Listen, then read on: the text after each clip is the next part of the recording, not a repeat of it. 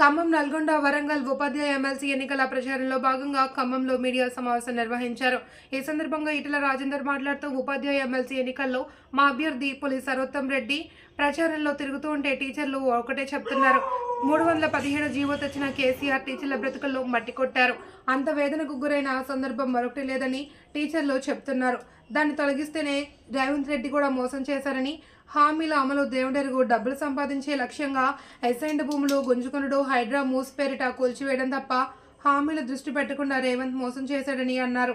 6 గ్యారంటీలు, 66 హామీల అమలుకు బరిగీసి కొట్లాడతామని, భర్తం పడతామని, చెండాడతామని ఈటెల హెచ్చరించారు. సమావేశంలో మాజీ ఎంపీ సీతారాం నాయక్, మాజీ ఎమ్మెల్యేలు సైదిరెడ్డి, సుభాష్ రెడ్డి, బీజేపీ ముదిరాజ్ ప్రముఖులు డాక్టర్ సీలం పాపారావు, కొప్పెర జానకిరాములు, ఖమ్మం జిల్లా అధ్యక్షులు గల్లా సత్యనారాయణ, చాడా శ్రీనివాస్, అల్లిక అంజయ్య, కార్పొరేటర్ దొంగల సత్యనారాయణ, పిఆర్టీయూ లీడర్ చెన్నకేశవరెడ్డి, మంద సరస్వతి, వార నాగేశ్వరరావు తదితరులు పాల్గొన్నారు.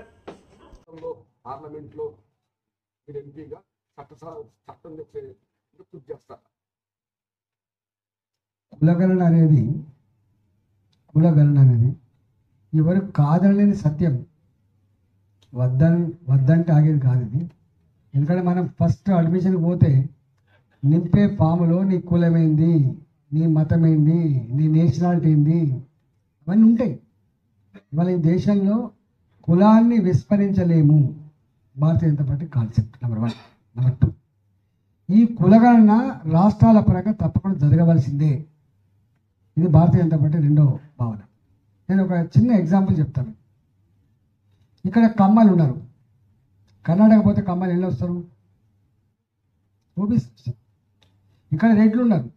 కర్ణాటక పోతే ఏమొస్తారు? అక్కడ ఇక్కడ రజకులు ఉన్నారు. ఇక్కడ బీసీఏ. కర్ణాటక పోతే ఏమవుతారు? ఎస్సీ. ఇక్కడ లంబాడాలు ఉన్నారు. ఇక్కడ ఎస్సీ. మహారాష్ట్ర పోతే బీసీ, కర్ణాటక పోతే ఎస్సీ.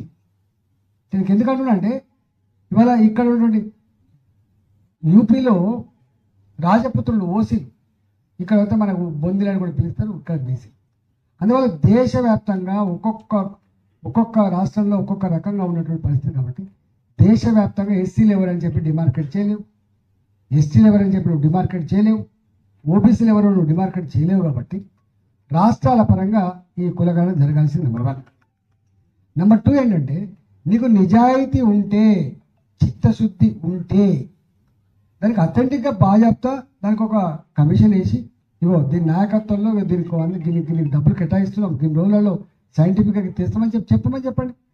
మద్రాసులో, తమిళనాడులో వాళ్ళు బాజాప్తా చట్టబద్ధమైనటువంటి కమిటీ వేసి బాజాప్తా సర్వే చేసి ఇవో మా సోషల్ స్టేటస్కి ఇది, మా రాష్ట్ర స్టేటస్కి ఇది, మేము ఇట్లా చేసుకున్నామని చేసుకున్నారు వాళ్ళు.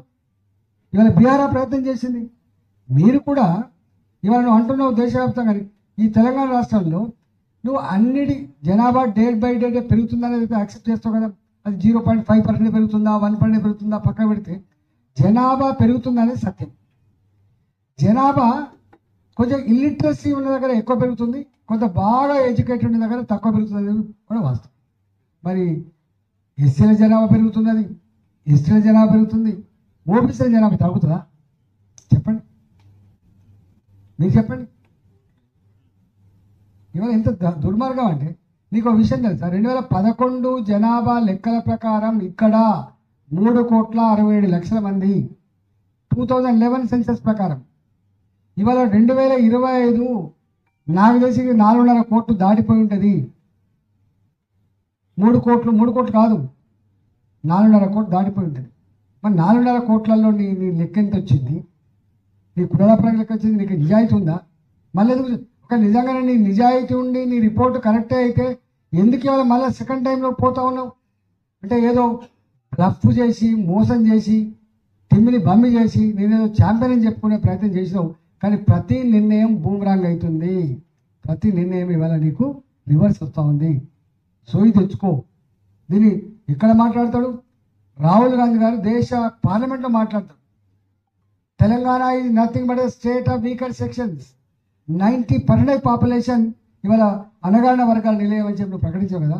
మరి అణగారిన వర్గాల నిలయాన్ని ప్రకటించబడ్డ ఈ రాష్ట్రంలో మరి నీ బీసీ జనాభా 46% ఉంటుందా? 46 40 తగ్గించారు. అందుకని కాంగ్రెస్ పార్టీ నిజాయితీ లేదు. చెయ్యి రాష్ట్ర పరిధిలోకి వస్తుంది, ఎవరు తప్పడతారు?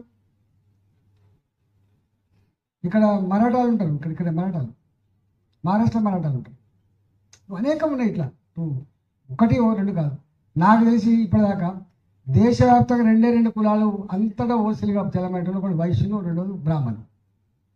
మిగతా ఎవ్వరు కూడా ఇక్కడ కాదు, మీకు క్షత్రియులు కారు, చివరికి జాట్ కూడా కాదు అక్కడక్కడ. అందుకని మేమేమంటున్నాం, భారతీయ జనతా పార్టీగా మోసం చేయండి. డ్రామా కంపెనీ కాదు ఇది.